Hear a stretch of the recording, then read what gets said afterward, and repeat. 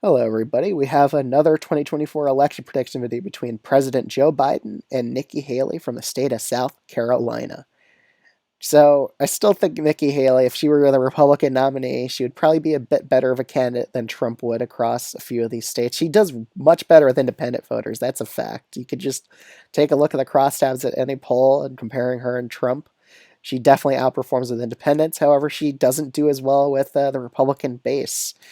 Again, some Republicans, some Trump Republicans, especially in the Rust Belt, are a bit hesitant about voting for her, or maybe would vote for Kennedy. But again, third party bids, they always decline. That's why I'm doing this as a separate video from that third party video I did a few days ago, because they always decline. They lose like 2/3 of their support come November anyway. But we could just take a look at the polling here. She does outperform Trump in a lot of these popular vote polls. I mean, you can take a look at the aggregates here. She does 2.7, 2.3, 1.6. Compare it with Trump.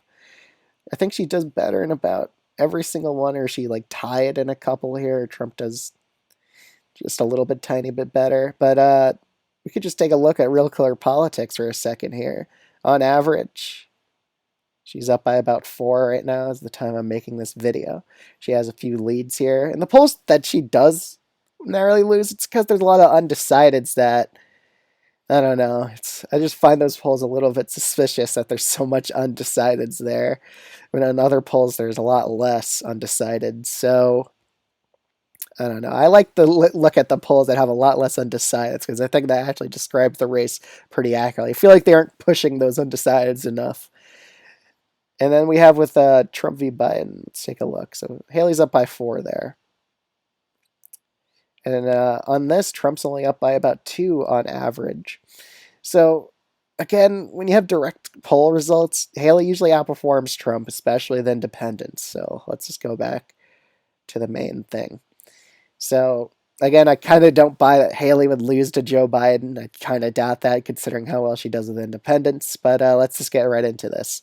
So the first state, Alaska, she's a traditional Republican. I think she easily wins Alaska. And with ranked choice voting, she'll probably get a lot of second choice people to go to her too. Iowa and Ohio, when you have such a big popular vote lead, it really doesn't matter if you're a populist Republican. You would probably still win Iowa and Ohio by over 10. Republican trends here are just very good for them in the future, and it just kind of doesn't matter anymore. You'll still win them by over a safe margin if you're a good enough candidate. Florida and Texas, I have both these states as just likely Republican. I think she'll do well with independent voters. So any losses she has is among those hardcore Republican or hardcore Trump base. Probably wouldn't matter. She'd just do well with independent voters. So let's see the next few states. Colorado, just safe blue. It doesn't matter how appealing you are to independence anymore. Colorado, as a Republican, you'll pretty much always lose here by a safe blue margin. New Mexico would probably go down to likely blue. Maine will probably go down to about lean blue. I think she'll do pretty decent with independent voters up here, but do a little bit of an underperformance in Maine second. She probably wouldn't do as well as Trump here. But New Hampshire, she would definitely win over this state. Most polls actually have her leading against Biden in the state of New Hampshire. She'll do well with independents against him, so I have this as a lean R flip. Nebraska's second. This is really just a guess. We don't have a lot of polling coming in Nebraska's second, but she is leading by a popular vote by quite a bit, more than Trump. So I think this district, she's a good fit for this suburban district right here. So I think she'll narrowly win over this by a tilt-R margin. North Carolina and Georgia, I don't think they'll be likely Republican. I just still think they'll be lean R.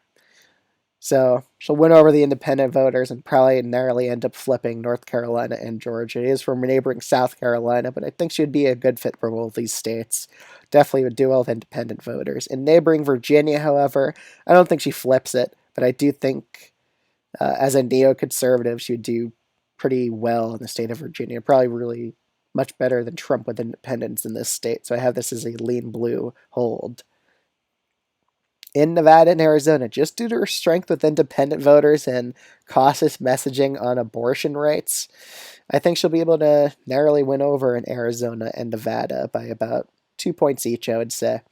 So this would be enough for her to win the presidential election. She wouldn't even need these Rust Belt states, honestly. So the rest of what happens here is just pretty much a bonus to her. So this is kind of her best path at winning, because it's possible these populist Trump voters, they tank her in these remaining Rust Belt states. But she really doesn't need to win that way to win the election. And I don't buy her losing Iowa and Ohio. That's not happening. These states are just so Republican at this point that it doesn't matter if you run a populist Republican. The governor of Ohio, he isn't even close to a populist Republican. He won in a landslide there. So I kind of don't buy that argument that these states would just suddenly flip back to the Democrats. These voters, these white working class voters, are just kind of drifting towards the Republicans long term. So I think they'll be safe Republican, especially Republicans winning the popular vote by that much. These states are definitely safe Republican here. Okay, in the state of Minnesota, I think she'll do well enough to keep the state down to a lean blue margin, not enough to win it, of course. In the state of Michigan, she's pretty much led in every poll against Biden in the state of Michigan, so I have this as a tilt Republican flip. In Wisconsin, she actually does surprisingly well, and I think she would do well in Waukesha County in Wisconsin. That's a suburb that's kind of shifting to the Democrats bit by bit.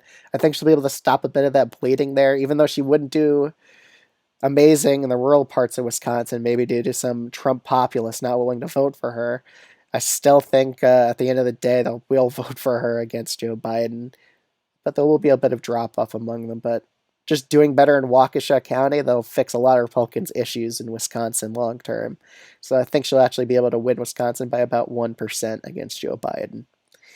However, in the state of Pennsylvania, I think Biden has a bit of strength here. I think he'll still be able to narrowly hold on in the state. So I think the Electoral College comes up to about 240 Biden, Nikki Haley 298. I think Haley probably wins the popular vote against Biden by about 3%, I would say, in this scenario. So it is kind of surprising to see Pennsylvania still blue, but currently in the polls, Biden's edging out Trump here among the best pollsters in Pennsylvania. So I think he'll be able to replicate that against Nikki Haley, who isn't as populist as Trump is. But she will do better in a lot of these other states. Would there be any other states I would put down to likely blue? I think this is pretty accurate, though. I don't think it would shift any. But that's pretty much my take if the candidates were President Joe Biden up against Nikki Haley. Let me know what you think this video down in the comments down below. Do you agree with, or do you agree or disagree with my analysis, maybe on these Rust Belt states? Because I know some people in the comments disagree with my takes on Nikki Haley v. Biden, especially in these Rust Belt states.